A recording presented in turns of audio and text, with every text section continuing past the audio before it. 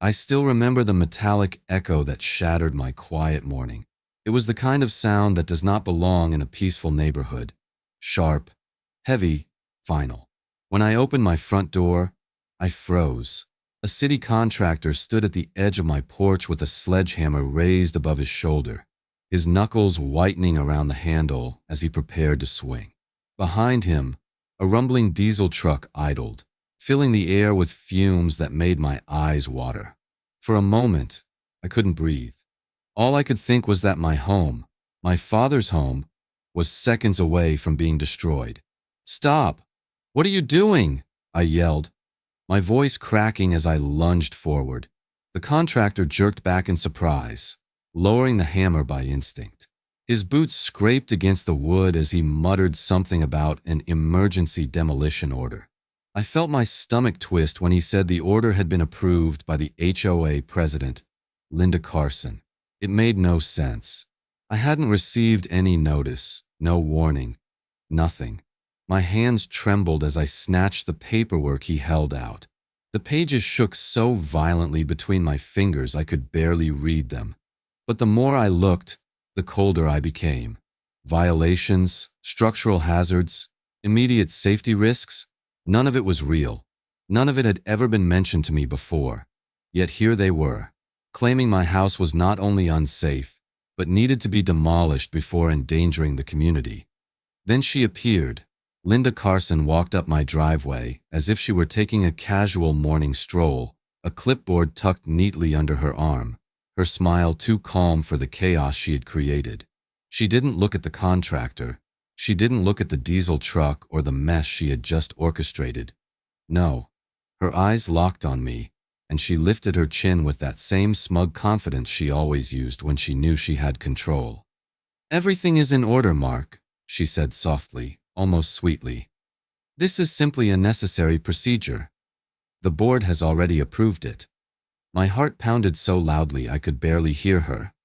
Over her shoulder, I noticed neighbors standing on their porches, watching in silent fear.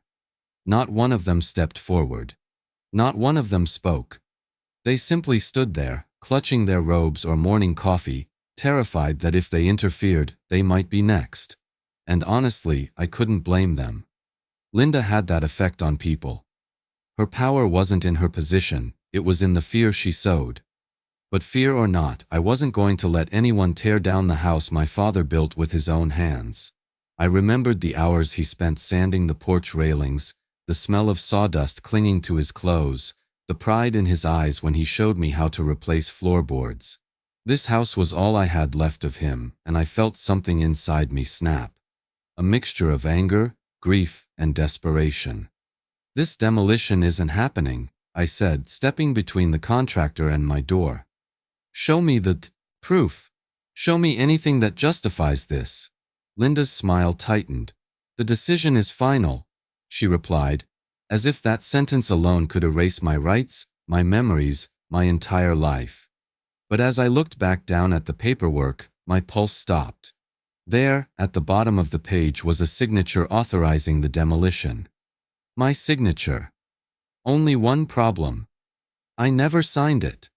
In that instant, I realized what I was staring at wasn't just a mistake.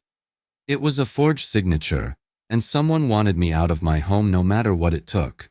I wish I could say the forged demolition order was the first sign something was wrong with Linda Carson, but the truth is, the warning had come months earlier. Quiet, calculated, and easy to dismiss until it was too late. It happened the morning after I questioned her authority during an HOA meeting. I had simply asked why the board refused to release financial reports. Nothing aggressive or disrespectful. Linda gave me a tight smile that night, one I shrugged off. Now I know what that smile meant. The next day, I opened my mailbox to find a crisp white envelope with the HOA seal stamped across the front. I wasn't expecting anything, so I tore it open casually, thinking it was another newsletter. Instead, I unfolded a violation notice stating I owed a $900 fine for installing an unauthorized fence. I stared at it, baffled. I didn't even have a fence. My yard had been open since the day I moved in. But the notice claimed I had installed one last month without permission. It felt absurd, surreal almost, like someone had made an administrative mistake. But mistakes don't come with photographs. Attached to the notice were printed images, grainy, zoomed in, taken from strange angles, showing the side of my house. No fence, of course, because one didn't exist. Yet they were captioned as evidence. That was when the hairs on the back of my neck stood up. Someone had taken these photos specifically to fabricate a violation. Someone had stood on my property, hidden behind bushes or windows, just to create a case against me. Later that week, I started noticing cameras pointed toward my yard. They weren't discreet anymore. One sat openly in a neighbor's upstairs window. Another appeared on a light pole facing my driveway, installed without any announcement. Every time I stepped outside, I felt eyes on me. I couldn't work in my garage without hearing a faint click, like a camera shutter capturing my every movement. My own home no longer felt like mine. And just when I thought it couldn't get more unsettling, the HOA suddenly updated the community bylaws. Overnight. No homeowner vote, no discussion. New restrictions appeared out of nowhere. Changes to landscaping rules, renovation rules, even parking rules. They were written in a tone that felt targeted, like someone wanted tighter control over specific households. Linda introduced the updates as necessary improvements, but whispers around the neighborhood revealed the real truth. People were scared of her. My neighbor Jenna, usually cheerful, lowered her voice when she warned me. Linda punishes anyone who challenges her. She fined a couple $300 last year just for speaking out during a meeting.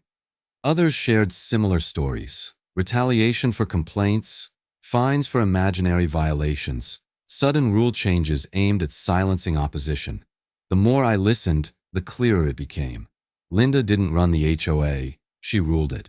That's when Kyle stepped into the picture.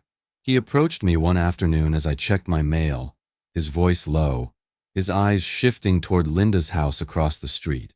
He had been fined repeatedly for landscaping violations, despite having the neatest lawn on the block. He believed Linda was targeting him because he once refused to sell his property when she hinted at a great opportunity. "They're not mistakes, Mark," he told me. "She does this on purpose, to people she wants gone." I started to believe him.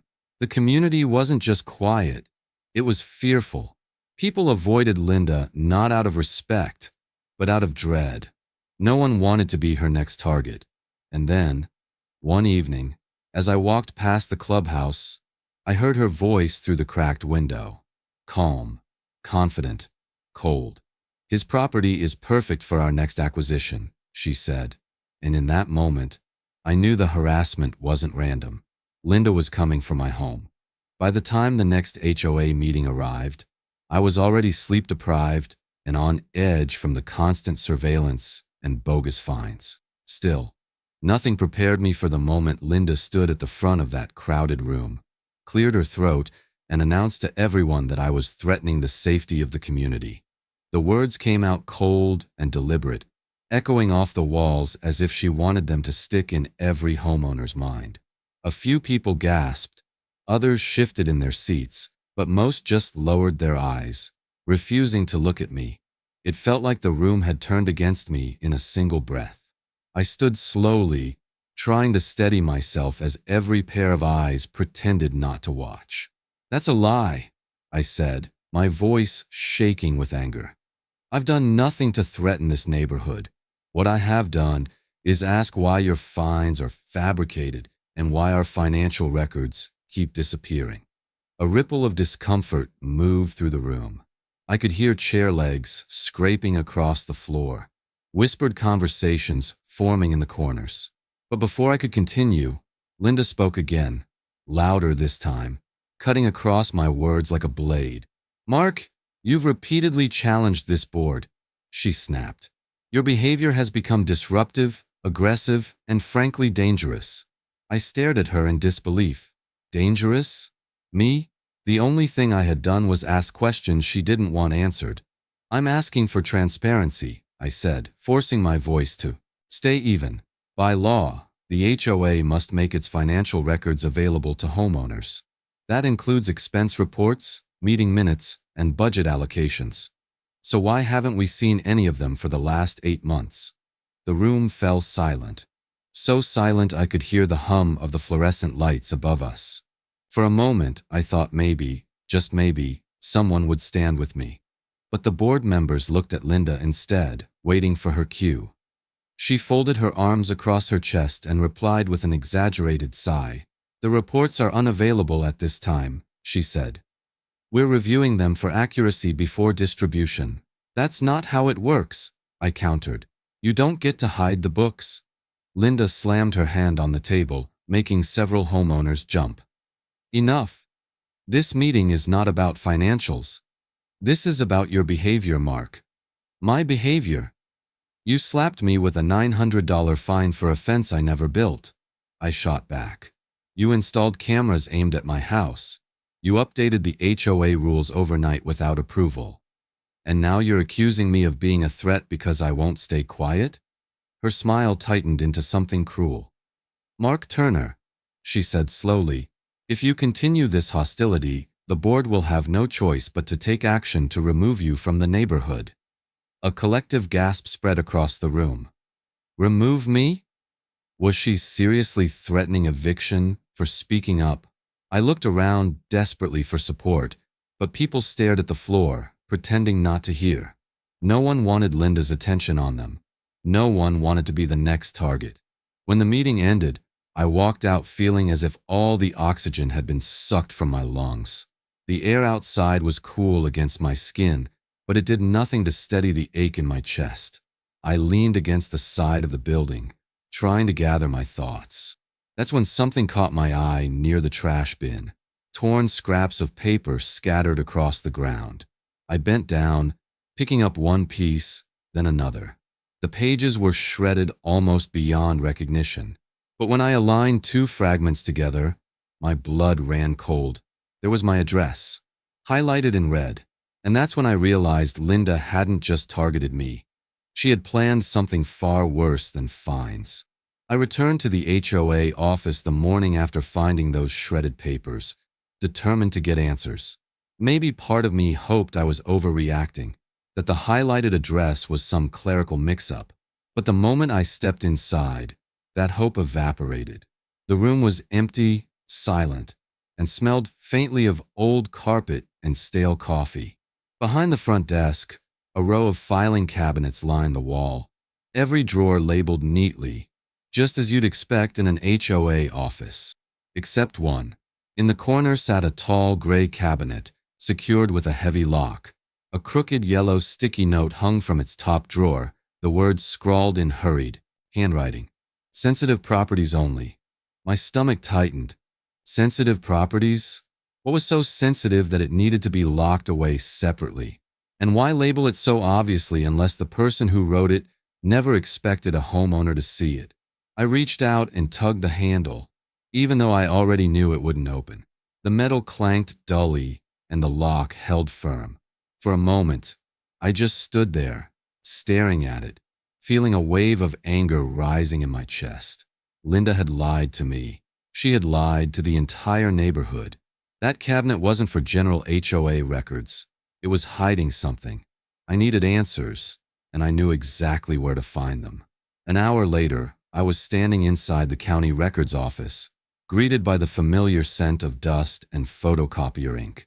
Old fluorescent lights flickered overhead, casting shaky shadows across rows of metal shelves stacked with aging files. Melissa, a county clerk I had spoken to before, noticed the stress drawn across my face and approached gently. "Rough week?" she asked. "You could say that," I replied. "I need to see recent property transfer records for my subdivision." She nodded without hesitation. "You're legally allowed to access them. They're public records." That reminder alone felt like a small spark of empowerment. Together, we dug through thick binders and brittle documents that crackled softly when touched. Each page was a quiet testament to someone's history: sales, deeds, transfers, mortgages, ordinary things. But then we stumbled onto the first anomaly. A 3-bedroom home sold for nearly half its assessed value. That was strange enough, but the listed buyer made my pulse jump. It was the LLC owned by Linda's cousin. We checked another property. Same pattern. Undervalued sale, buyer linked to one of Linda's board members. Another home. Same story. Within minutes, Melissa had pulled 5 more examples. All sold unusually cheap. All connected, directly or indirectly, to Linda. A cold chill spread through me as I traced my finger along the list of names and addresses. These weren't random properties. I recognized several. Families who had moved out suddenly. People who had complained before being buried in fines. Elderly neighbors who vanished after claiming they were being harassed by the HOA. They hadn't left willingly. They had been pushed out. My throat tightened and my hands felt numb. The evidence was sitting right in front of me, clear, undeniable. Linda wasn't just a tyrant. She was orchestrating something far more sinister, something systematic and calculated. I turned the final page in the binder Melissa had handed me, scanning for familiar addresses. And then I saw it. My address. Printed cleanly, unmistakably, under a bold heading, Next Phase. The room seemed to tilt for a moment. That was the moment I realized Linda wasn't just targeting me. She had already planned exactly when I would lose my home. The morning after discovering my address labeled under Next Phase, I woke to the unmistakable sound of heavy boots grinding into gravel. It wasn't just one person. It was several. I shot up from bed, heart racing, and rushed to the window. What I saw made my stomach sink. 3 HOA enforcers, clipboards in hand, cameras swinging from their necks, were circling my property like vultures picking apart a carcass. One of them stood so close to my bedroom window I could hear the click of his camera shutter through the glass. My first instinct was disbelief. My second was fear. These weren't routine inspectors. They moved with purpose, with an intensity that felt personal, almost predatory. One man knelt near the edge of my driveway, photographing a tiny crack in the concrete as if it were evidence of a crime. Another measured a portion of my siding, running his fingers along it in slow, exaggerated strokes. They weren't documenting real issues, they were inventing them. By the time I stepped outside, the cold morning air hit me like a slap. Gravel crunched under my shoes as I approached them. "What do you think you're doing?" I demanded. The tallest enforcer didn't even look at me. "Routine inspection," he said flatly, snapping photos of my gutter, which had nothing wrong with it. "Routine inspections don't happen unannounced," I shot back. "And they don't happen with 4 people at once." That got his attention. He lowered his camera, met my eyes for a brief moment, then smirked. "Under direction from the HOA President," he said. "We're authorized to document all violations immediately." He emphasized that last word, immediately, as if to remind me I had no time, no say, no power. Before I could respond, I heard the latch on my side gate click. I turned sharply to see another inspector pushing into my backyard without permission. "Hey!" I yelled, running toward him. "You can't just walk onto my property." He didn't stop. He didn't apologize. He lifted his camera and began photographing my tool shed, my garden hose, the corner where my lawnmower sat. Things that had nothing to do with codes or bylaws. Things that no sane HOA would ever consider violations. It felt like my home had been invaded. By noon they were gone, retreating down the street with their cameras full of fiction. I stood alone in my yard, shaking with anger and something far heavier. Fear. I had lived in this house for years, but suddenly I felt hunted on my own property. Every window felt like an exposed target. Every noise sounded like surveillance. And when neighbors passed by, they didn't wave like they used to. They looked away, pretended not to see me. No one wanted to be associated with the man Linda was trying to erase. Around 3 in the afternoon, I found the envelope taped to my door. Another violation. No, 17 violations. Each one more ridiculous than the last. Improper lawn edging, uneven. Lighting fixture, unauthorized gutter replacement. Fees stacked into thousands of dollars. All due immediately. At the bottom of the notice was Linda's signature, neat and smug. I stared at the paper, feeling my chest tighten. This wasn't an inspection. This was an attack, but nothing could have prepared me for what came that evening. Just as the sun dipped behind the houses, a delivery driver approached with a clipboard. "Certified notice for Mark Turner," he said. I signed, opened it, and felt my breath leave my body. It was an official demand. Vacate the property in 30 days. And that was the moment I realized Linda intended not just to fine me, but to erase me completely from the neighborhood. I don't know how long I sat on the floor that night. The house was dark except for the pale light from the hallway spilling across my living room. My hands were still wrapped around the vacate notice. The paper crumpled from how tightly I'd been gripping it. It felt heavier than anything I'd ever held, heavier than a mortgage bill, heavier than grief. The words on that page blurred as tears formed in my eyes. Forced vacancy, 30 days, non-negotiable. For the first time since this nightmare began, I truly believed I might lose everything. I leaned back against the wall, pressing my palms into my face, trying to slow the panic clawing its way up my chest. The house was so quiet I could hear my own heartbeat pounding in my ears. Fear wrapped around me like a tightening rope. I imagined the porch my father built being smashed to pieces, the walls he painted collapsing under a bulldozer's blade. He had poured so much of himself into this home, and I had promised myself I'd keep it in the family. Now it felt like I was failing him, failing myself. My gaze drifted toward the old wooden porch visible through the front window. I remembered watching my father sand those boards, the smell of cedar filling the air. He used to hum while he worked, always patient, always steady. I swallowed hard as the memory washed over me. He built that porch for us to sit on together at sunset. And now Linda wanted to destroy it for profit. A wave of desperation hit me. I needed something, anything, to fight back with. I pushed myself up from the floor, wiped my face, and went straight to the drawer where I kept old HOA statements. The papers were dusty, shoved into folders I hadn't opened in years. I sat at the dining table, spreading them out, hoping I could find even a sliver of proof that Linda was lying. Hope felt far-fetched, but it was all I had left. As I scanned through the documents, my exhaustion gave way to focus. Something wasn't right. Some of the numbers didn't add up. Maintenance fees were listed, but no maintenance ever happened. Funds allocated to landscaping far exceeded what was actually spent. And then I noticed it. A line item marked miscellaneous community expenses, totaling thousands of dollars each month. Thousands. With no explanation, no breakdown, no receipts. A cold realization washed over me. Money was disappearing. Not a little. Significant amounts. Enough to signal fraud. Enough to get someone in real trouble if the right authorities saw it. I grabbed a calculator, hands shaking, and added the discrepancies across several months. The total was staggering. There was no universe where these numbers were legitimate. It hit me then. Homeowners are legally entitled to request complete financial audits. The HOA is required to provide accurate accounting. Linda had violated that law, repeatedly and blatantly. All this time, she had been hiding something in those locked drawers and fabricated fines, and I had just stumbled onto the loose thread that could unravel the entire scheme.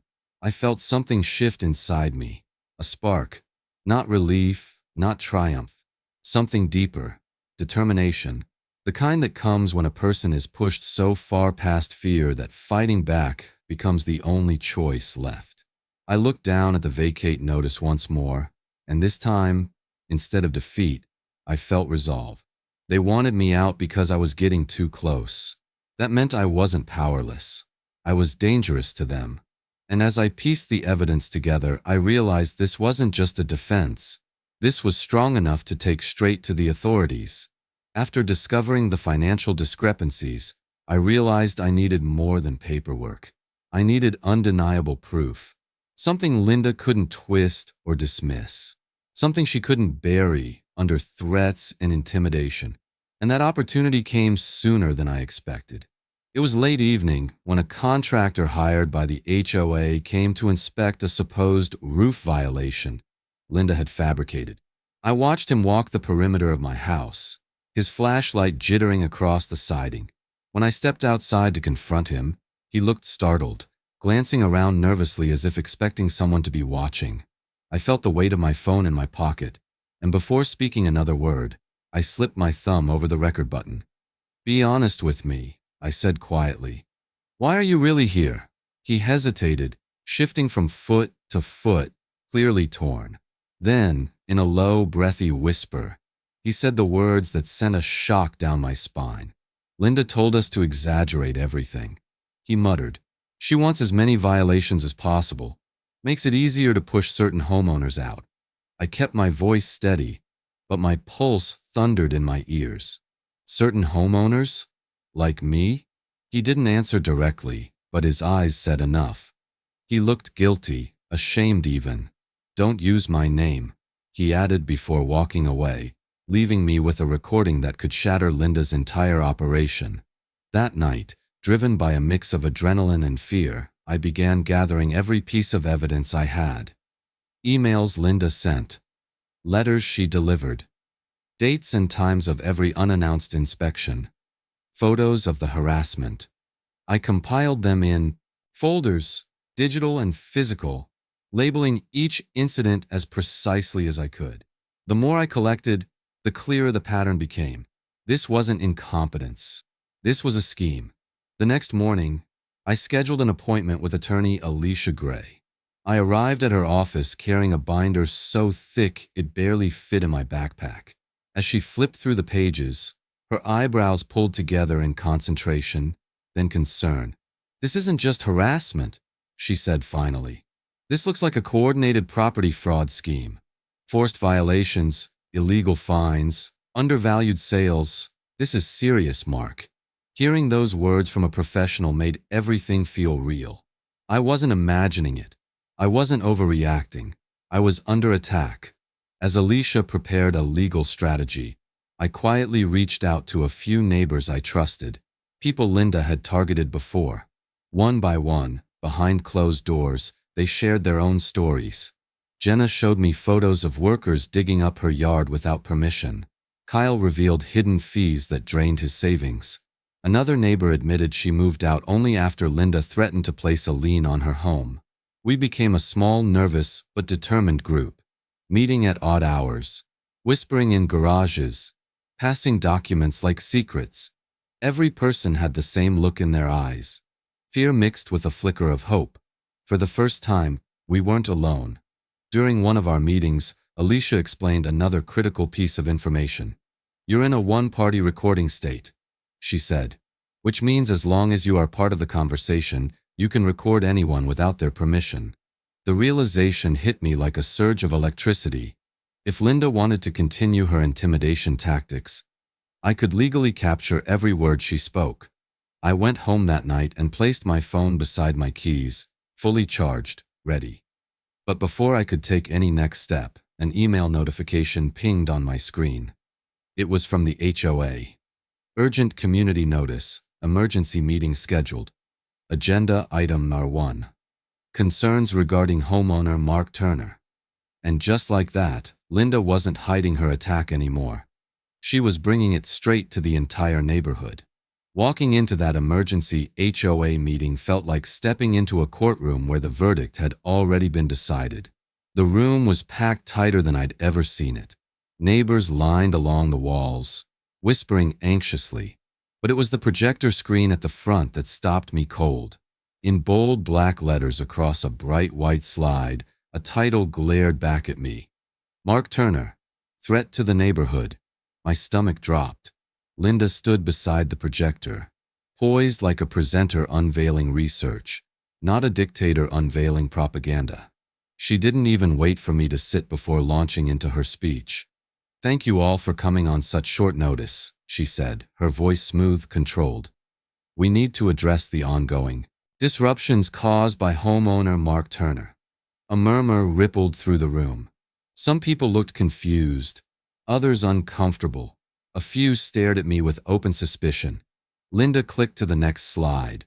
Photographs of my home, taken from invasive angles, as though I were under surveillance. "Mr. Turner has repeatedly violated HOA policies," she continued. He has trespassed onto restricted areas, spread defamatory allegations about this board, and disrupted the harmony of our community. I felt heat rising in my chest. That's not true, I said, stepping forward. None of this is true. Linda didn't acknowledge me. She clicked again. More slides. More accusations. His actions have endangered our neighborhood's reputation and safety. Safety. She always returned to that word. It was the weapon she used to silence anyone who questioned her. I couldn't stay quiet anymore. Enough, I said, louder this time. You want to talk about safety? Let's talk about what you've actually been doing. A hush fell over the room. Even Linda paused, sensing the shift. I reached into my backpack and held up a stack of printed emails, the ones showing fabricated violations, unexplained fines, and her communications with contractors. This, I said, is real evidence. Evidence that Linda has been targeting homeowners, forcing them out, and hiding financial misconduct. Gasps erupted. Neighbors leaned forward, eyes widening. Someone whispered, "Is this true?" Another murmured, "I knew something was off." Linda's composure faltered. "This is inadmissible," she snapped. "These documents are private. You have no right." "I have every right," I shot back. California's open meeting laws state that HOA members are entitled to financial transparency and documentation. You don't get to shut this down because it exposes you. She stepped toward the projector, reaching for the power switch. "This meeting is adjourned." "No," a homeowner shouted. "You can't just shut it off." Voices exploded all at once. Accusations, questions, disbelief. Board members scrambled to contain the chaos, their confidence unraveling under the weight of the crowd's outrage. For the first time, Linda wasn't the one controlling the room. The truth had shifted the balance. Someone yelled, "Show us the financial reports." Another demanded, "Why are people being forced out of their homes?" The air crackled with tension, fear, and a hint of hope. Hope that maybe, finally, Linda's grip was slipping. I stood there, breathing hard, watching the unraveling unfold. And that's when I felt a hand brush my elbow. I turned to see one of the board members, Tom, a quiet, nervous man who rarely spoke in meetings. His face was pale, his hands trembling. He pressed a small USB drive into my palm, so discreetly no one else noticed. "She can't hide anymore," he whispered, voice shaking. "This has everything." Before I could respond, he slipped away into the crowd. And as I clutched that USB, I realized I had just been handed the key that could destroy Linda's entire operation. I didn't even wait to take off my shoes when I got home. I locked the door behind me, shut the blinds, and placed the small USB drive on my kitchen table like it was a live explosive. My heartbeat felt uneven, arrhythmic, as if my body already sensed what I was about to uncover. For a long moment, I just stared at it, knowing that whatever was on that device could change everything. Then I forced myself to plug it in. The screen lit up with folder after folder, dozens of them, each one labeled with dates, addresses, incident reports. But it was the first file I opened that made my blood turn cold. It was an email thread, months long, between Linda and several board members. The subject line read, "Forced turnover opportunities." That phrase hit me like a punch. I clicked into the conversation. There, in plain black text, were discussions about targeting problematic homeowners, pushing fines until they submit or sell, and timing violations strategically to maximize pressure. They talked about families like they were inventory, not people. They talked about homes as if they were commodities waiting to be stripped from the owners and flipped for profit. My hand shook as I opened the next file. A spreadsheet filled the screen, rows and rows of names I recognized. Every homeowner who had mysteriously moved out over the last 2 years. Next to each name were fine totals, marked up violations, and the final selling price of their property. In the far right column were profit margins. Linda's initials appeared beside each completed sale, along with deposit dates into accounts I didn't recognize. The numbers were staggering. Thousands skimmed here, tens of thousands there, all of it orchestrated under the facade of community management. I scrolled further, feeling heat climb up my neck. Anger, betrayal, adrenaline all mixing into something sharp and blinding.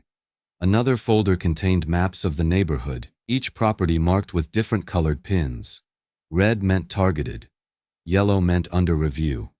Green meant acquired. My house, of course, was marked bright red. Every breath felt heavier than the last. Then came the documents that made my stomach twist. Meeting notes, board correspondence, instructions from Linda herself telling the board to keep quiet or be replaced. Threats disguised as warnings. Promises of compensation for compliance. Threats for disobedience. She had turned the HOA into her own version of a regime where silence was rewarded and dissent punished. I clicked through more files, recordings, screenshots, financial breakdowns. Each new discovery hammered home the truth I had been circling for weeks. Linda wasn't just abusing her power. She was running a full-blown property acquisition scheme disguised as community governance. She was profiting off people's fear, their confusion, their trust. My pulse thundered as I leaned back from the computer, rubbing my face with both hands.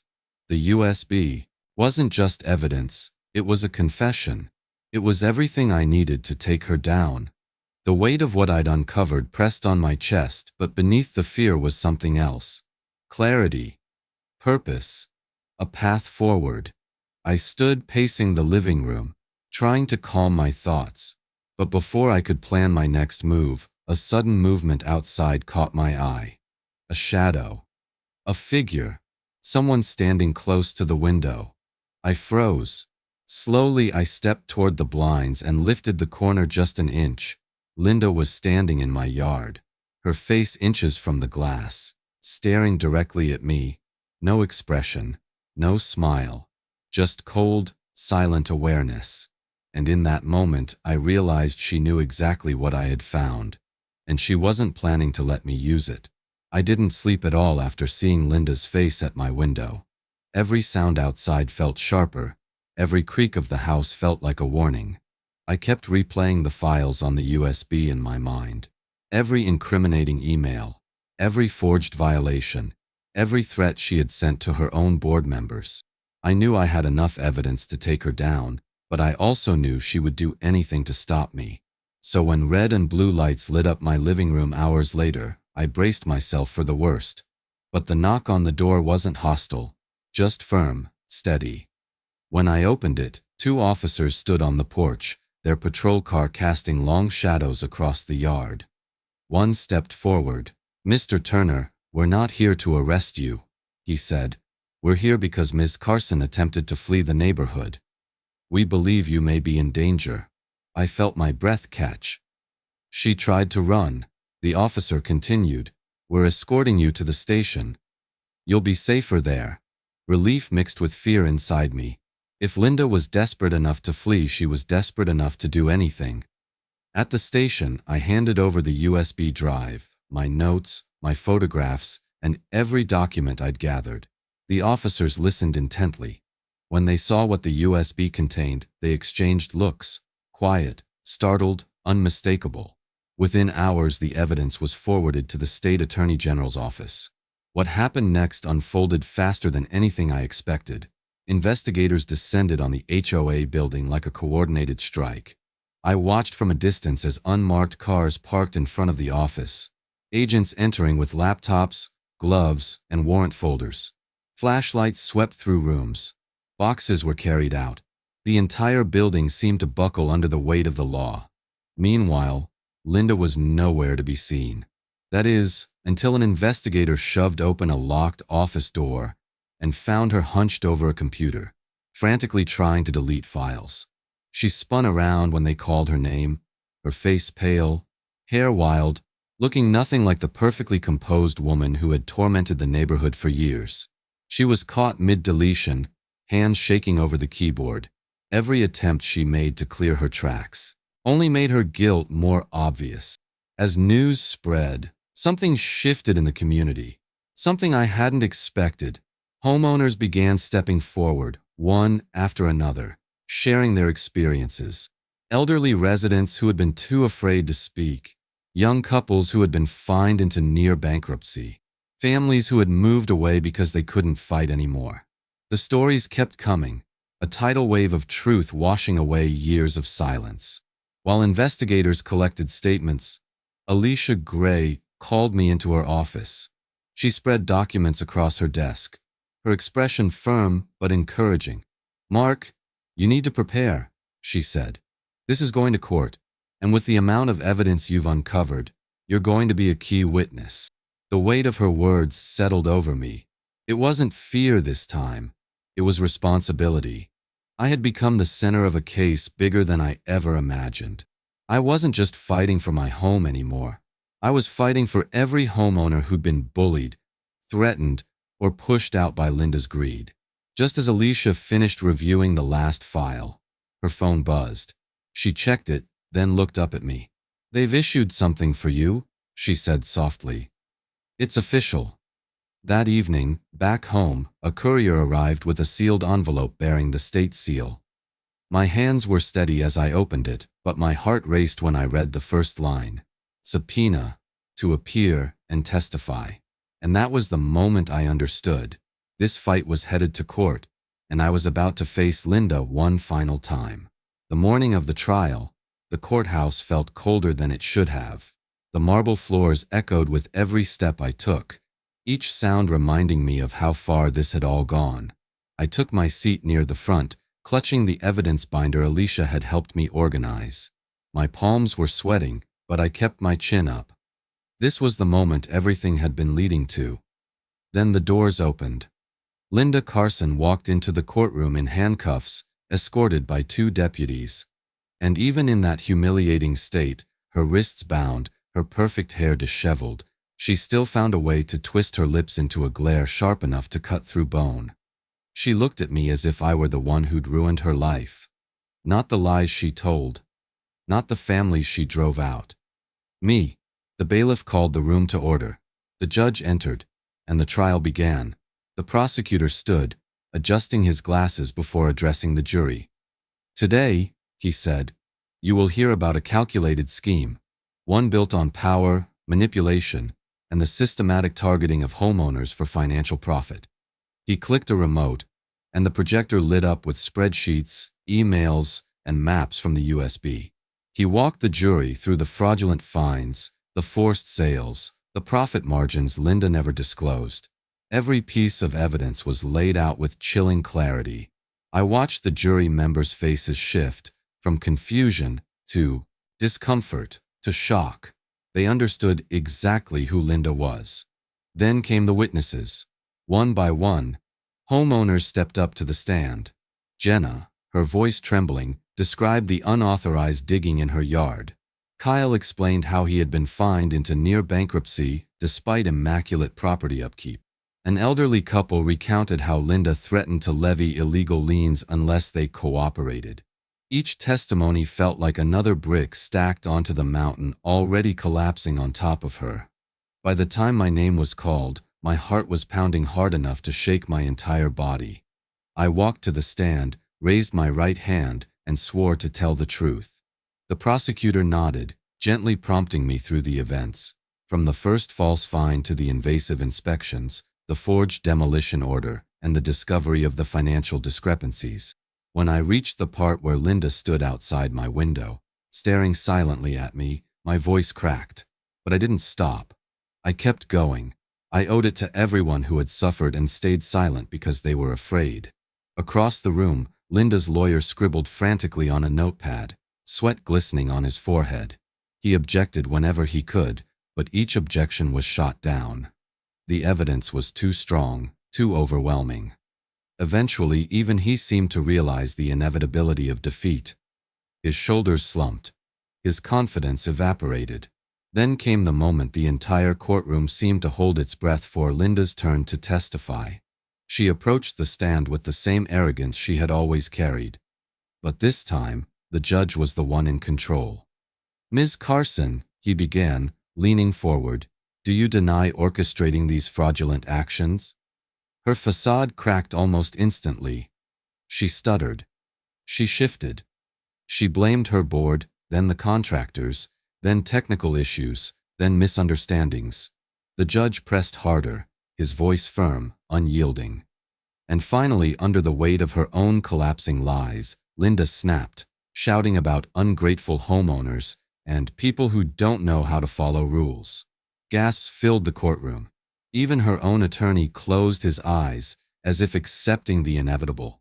The judge straightened his glasses, expression turning stern. "Ms. Carson," he said, voice descending like a hammer, "the court has heard enough." He reached for the documents in front of him, and as the courtroom fell silent, he cleared his throat, preparing to read the final verdict that would decide all of our lives. The entire courtroom fell into a stillness so complete it felt as if even the air stopped moving. No shuffling chairs, no hushed whispers, nothing. Just the steady breath of people who had waited years for justice, all trapped in a single suspended moment. I could feel my pulse in my fingertips as the judge lifted the stack of papers in front of him, his eyes scanning the room before finally landing on Linda, who sat shackled and trembling in her chair. "This court," he began, "has reviewed the evidence, testimony, and extensive documentation presented in the case of Linda Carson versus the homeowners of Brookside Community."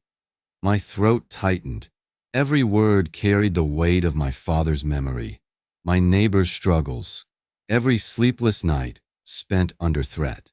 "It is the ruling of this court," the judge continued, "that the defendant, Ms. Carson, is guilty on multiple counts, including fraud, embezzlement, filing false liens, and abuse of authority within a homeowners association." A collective exhale rippled through the room. Some homeowners covered their mouths. Others clasped hands. From the corner of my eye, I saw Jenna wipe tears from her face. Kyle closed his eyes and leaned back, as if a weight had finally lifted from his shoulders. The judge wasn't finished. Furthermore, due to the significant corruption uncovered within the Brookside HOA board, the association will be dissolved immediately and restructured under state supervision. All pending fines, liens, and violations issued under Ms. Carson's administration are hereby null and void. I felt my chest constrict, this time with relief instead of fear. For months, I had lived under the shadow of fabricated fines, threats of demolition, and the dread of losing my home. And now, with a few decisive words, that shadow evaporated. The judge cleared my property entirely. Every accusation, every false violation, it was all gone. When the gavel finally struck, the sound echoed through the courtroom like a doorway slamming shut on the nightmare we had endured. Linda didn't glare this time. She didn't smirk. She just stared down at the table, defeated, her empire reduced to a pile of incriminating documents and shattered pride.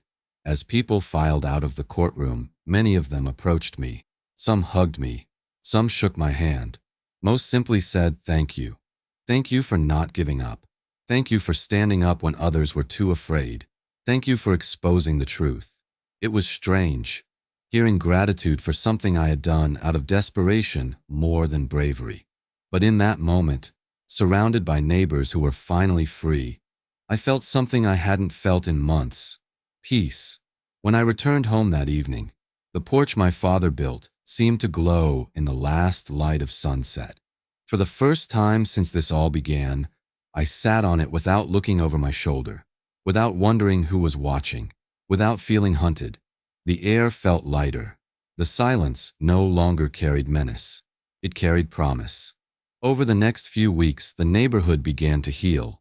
People who once avoided each other out of fear started talking again. Children played outside without parents glancing nervously at the HOA office.